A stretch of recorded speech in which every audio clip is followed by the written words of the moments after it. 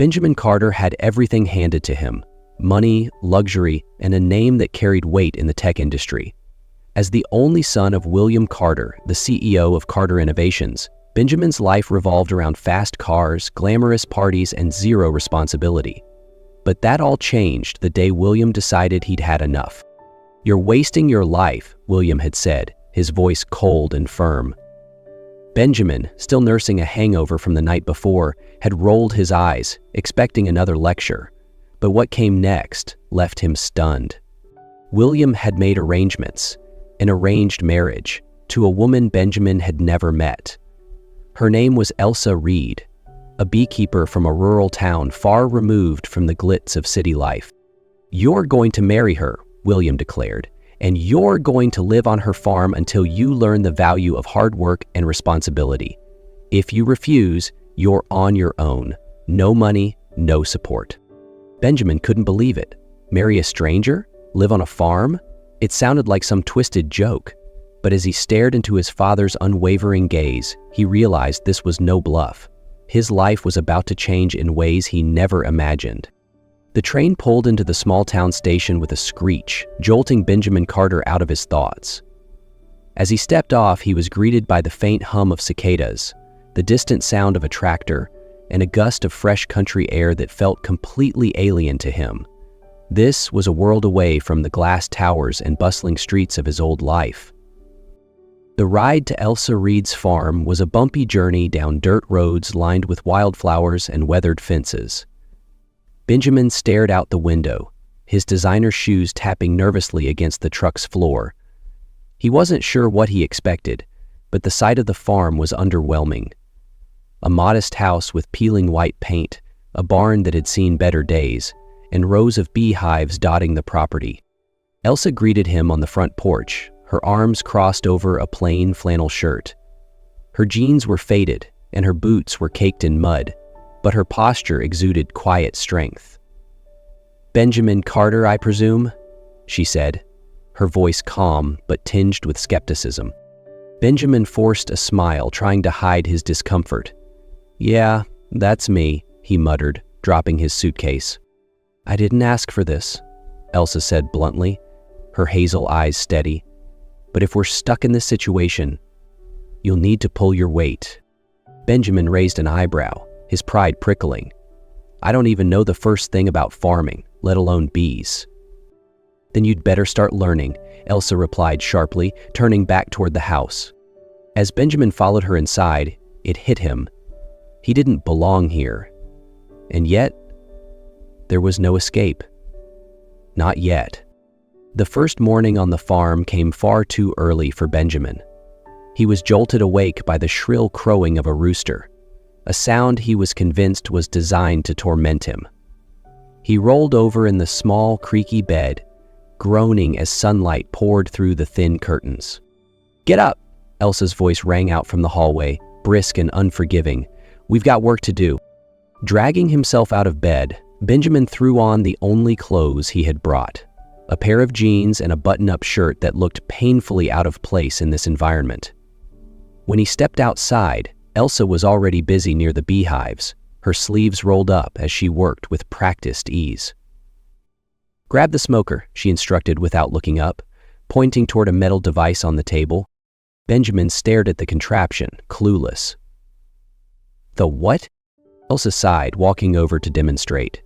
"It calms the bees. You'll need it before opening a hive. Unless, of course, you want to get stung."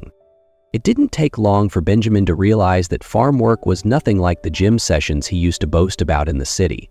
Cleaning out hives, extracting honey, and maintaining the beekeeping equipment was messy, exhausting, and relentless. By midday, his shirt was drenched in sweat, and his arms were covered in faint red welts from minor bee stings. "This is insane," he muttered under his breath as he hauled a bucket of honeycomb into the barn.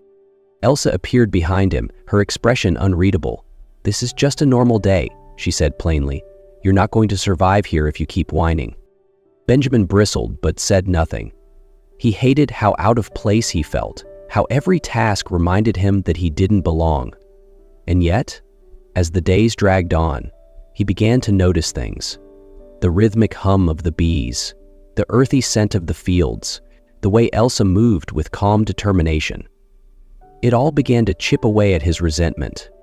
But the work was grueling. Every muscle in his body ached at the end of the day. Blisters formed on his hands, and his patience wore thin. Still, there was something oddly grounding about the routine, something that kept him coming back.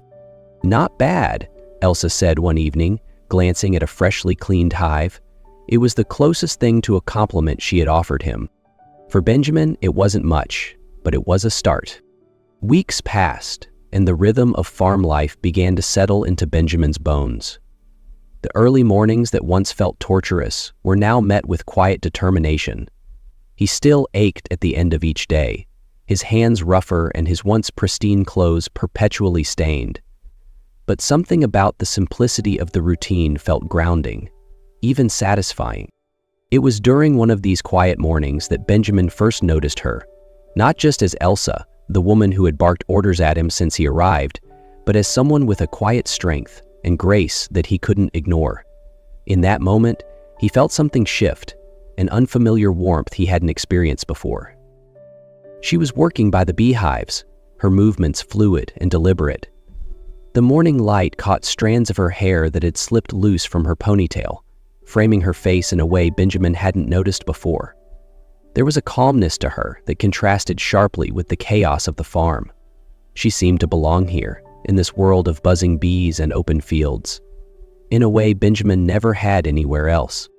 As she wiped her brow and glanced up, their eyes met briefly. She gave a small, fleeting smile, a rare softness breaking through her usual stoicism, and then returned to her work. For reasons he couldn't explain, Benjamin found himself smiling too. Later that day, as they worked side by side repairing a section of fence, Benjamin found himself asking questions, not about the farm or the bees, but about her. "How did you get into beekeeping?" he asked, trying to sound casual. Elsa paused, her hands tightening the wire as she spoke. "My dad started it. He believed in taking care of the land, keeping it alive for the next generation. When he passed, I couldn't let it go. This farm, it's all I have left of him." Her voice was steady, but Benjamin caught the flicker of emotion beneath it. He wanted to say something comforting, but words failed him. Instead, he simply nodded, his respect for her deepening. As the days turned into evenings, Benjamin began to look forward to their quiet moments together. Whether it was sharing a meal on the porch or working in companionable silence, he felt a connection forming, something unspoken but undeniable.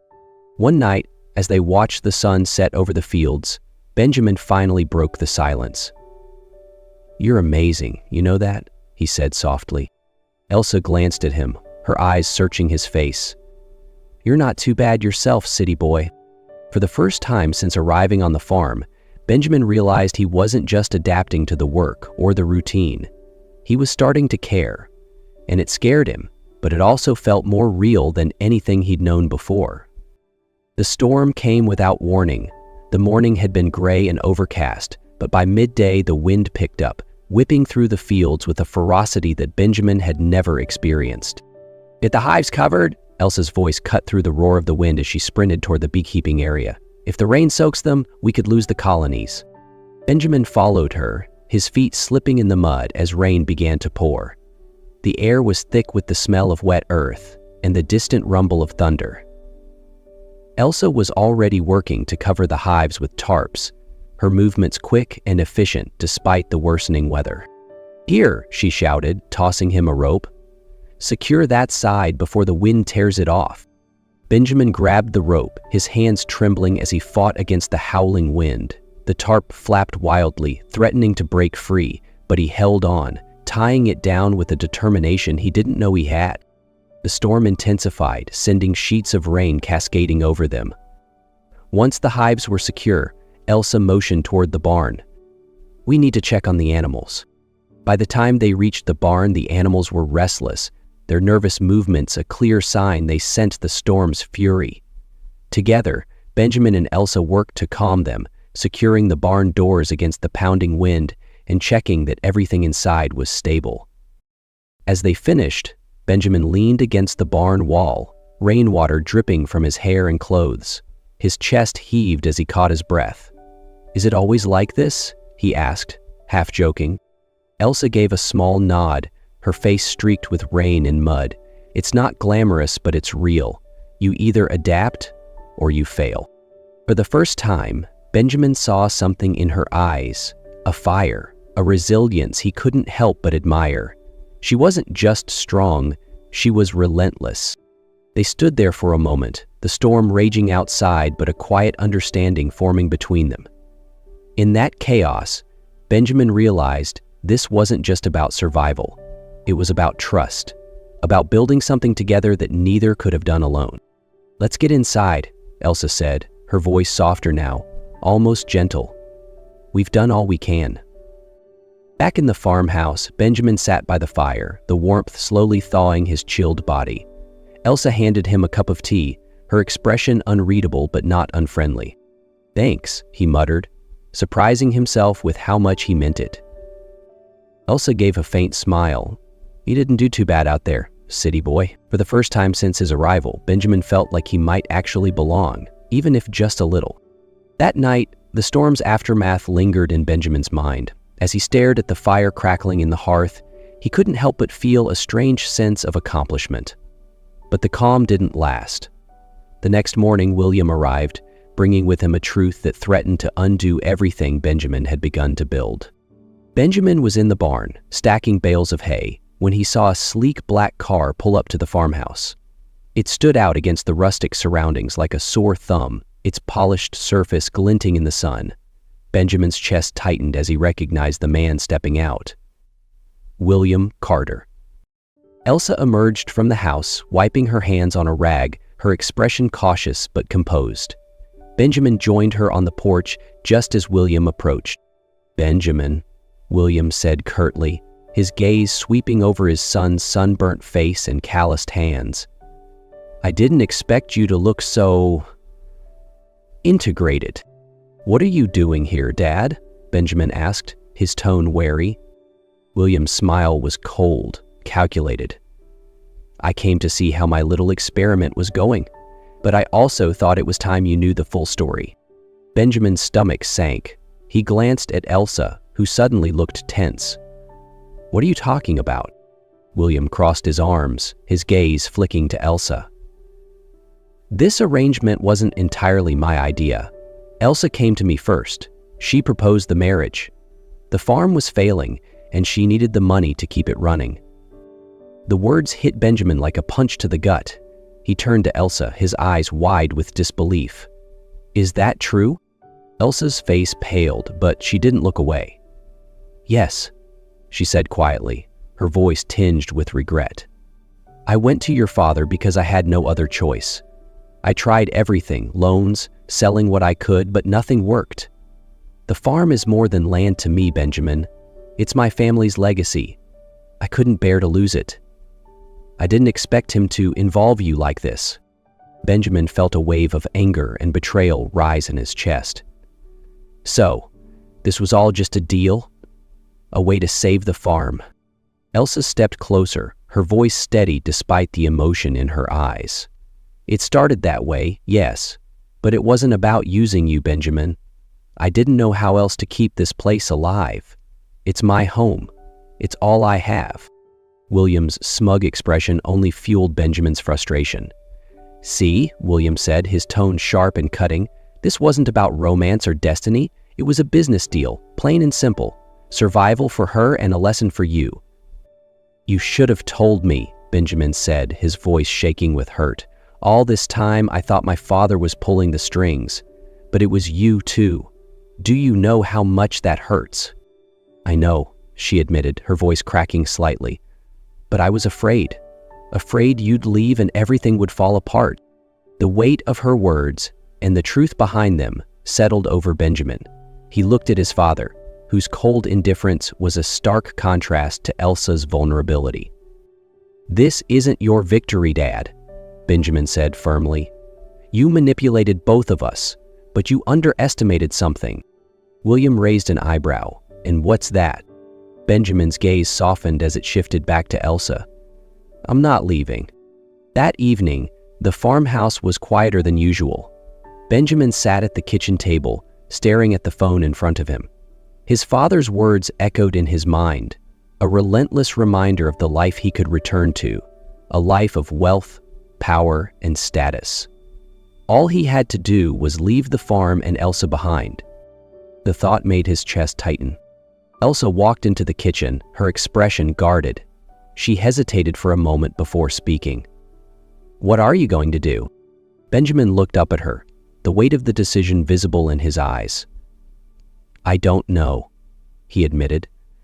"This is everything I thought I wanted. A way out. A chance to go back to my old life." Elsa crossed her arms, leaning against the counter. "Then take it," she said, her voice steady but tinged with sadness.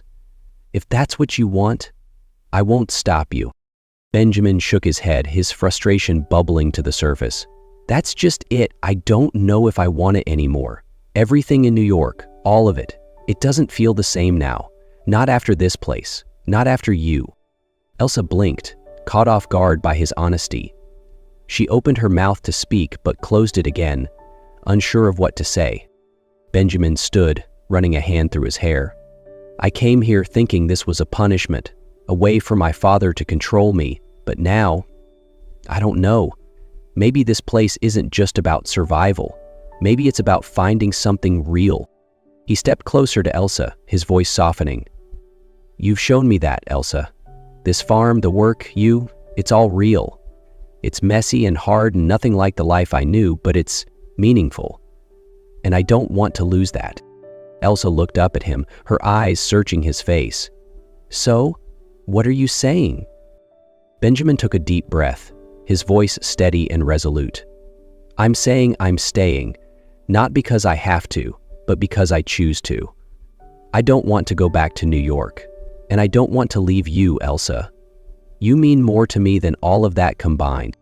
For a moment, Elsa didn't move.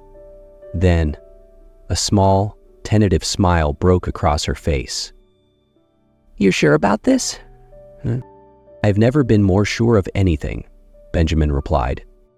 As the tension between them eased, Benjamin felt a sense of clarity he hadn't experienced in years. The farm wasn't just a place anymore. It was home. The days that followed felt lighter, as if a heavy weight had been lifted. Benjamin and Elsa worked side by side, tending to the farm with a sense of shared purpose. There was still the occasional challenge, a broken fence, a stubborn hive. But something had shifted. They weren't just surviving, they were building. One evening, as the sun dipped low on the horizon, casting the fields in hues of gold and orange, Benjamin and Elsa sat together on the porch. The air was warm, filled with the gentle hum of bees returning to their hives for the night. Benjamin leaned back against the railing, watching Elsa as she gazed out over the land. "You know," he said, his voice thoughtful, "this is more than I ever thought I'd have. More than I ever thought I'd want." Elsa turned to him, her lips curving into a rare, genuine smile. "Me too," she admitted softly. They fell into a comfortable silence, the kind that spoke of understanding and peace. The farm, once a symbol of obligation and hardship, had become a place of growth, connection, and hope. Benjamin reached for Elsa's hand, their fingers intertwining. "We've got a lot of work ahead," he said with a hint of a smile. Elsa nodded, squeezing his hand lightly. "Good thing we make a decent team." As the stars began to dot the night sky, Benjamin felt a sense of contentment he'd never known. He wasn't chasing wealth or status anymore. What he had now, a partner, a purpose, and a home, was far more valuable. Together, they were ready for whatever challenges lay ahead. As the stars lit up the vast country sky above them, Benjamin knew with an unshakable certainty that he was exactly where he was meant to be.